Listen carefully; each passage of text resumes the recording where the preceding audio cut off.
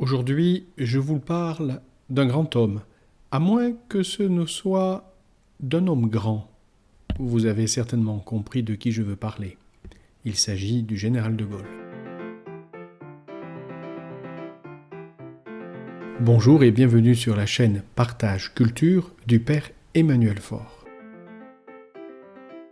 Je vous partage aujourd'hui un livre sur le général de Gaulle, Charles le Catholique, de Gaulle et l'Église, de Gérard Bardy. Ce livre a d'abord été publié en 2011. En 2020, les éditions Plomb en ont fait une édition de poche, 580 pages environ, pour 11 €. L'ouvrage se lit agréablement, malgré le nombre de pages.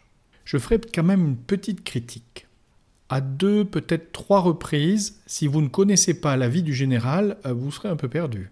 Pour pallier à ce manque, ce que je vous conseille, c'est d'aller sur Internet, de lire une biographie express du général pour avoir des repères. Comme ça, quand vous lirez le livre, à certains moments, vous verrez ce qu'il veut dire. On peut se méprendre, mais ce n'est pas d'abord une biographie.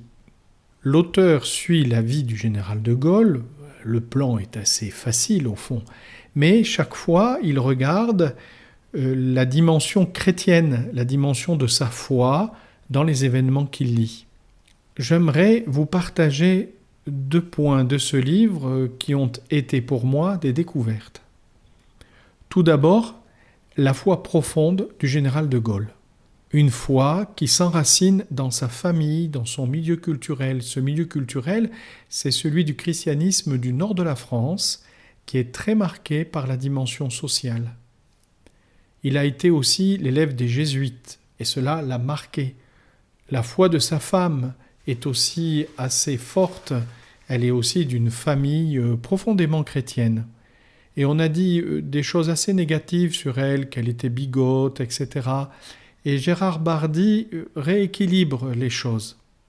Un autre point que je ne savais pas, c'est combien la politique sociale du général de Gaulle s'inspirait fortement de la doctrine sociale de l'Église.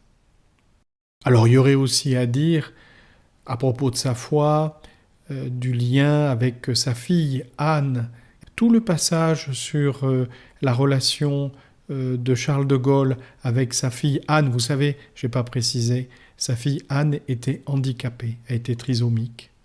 Et donc il y a une très belle relation de cet homme, ce grand homme, ce militaire, avec la fragilité de sa fille. C'est très beau. Le deuxième point qui m'a marqué dans ce livre est l'attitude de l'épiscopat durant la guerre. J'avoue que j'ai été un petit peu surpris. Si les chrétiens ont été majoritairement exemplaires durant la Seconde Guerre mondiale, et parmi eux de très nombreux prêtres, de nombreux religieux, religieuses, les évêques, ils n'ont pas brillé par leur courage. C'est certain, il faut replacer tout ça dans le contexte historique. Beaucoup d'évêques avaient fait la Première Guerre mondiale et ils voyaient en Pétain le héros de Verdun, le sauveur de la France.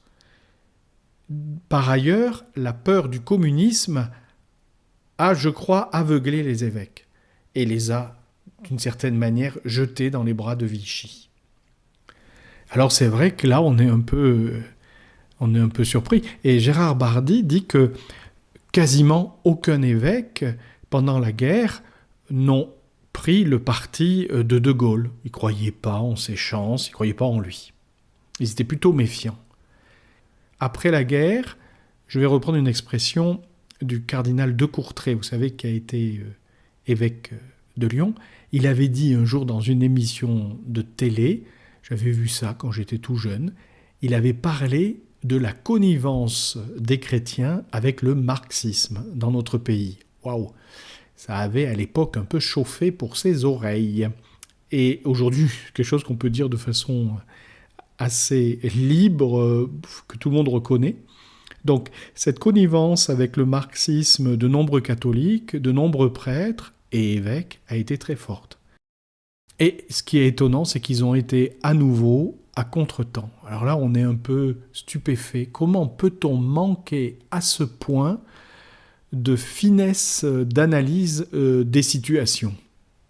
Un bon livre pour passer un bon moment, apprendre beaucoup de choses, une figure bien sûr de notre histoire française qui est assez illustre, hein, pour reprendre une expression, le plus illustre des Français, alors qui n'est pas aussi tout blanc, tout noir. Il y a beaucoup de questions aussi concernant Charles de Gaulle. Voilà, bonne lecture. J'espère que vous passez un bel été et que le Seigneur vous bénisse.